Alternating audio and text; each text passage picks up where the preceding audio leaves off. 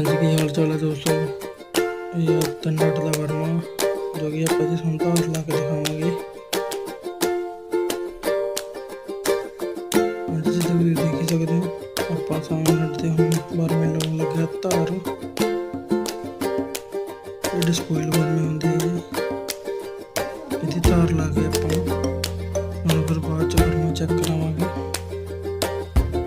हाँ जी, जे कोई साडी वीडियो तुहानूं वधिया लगी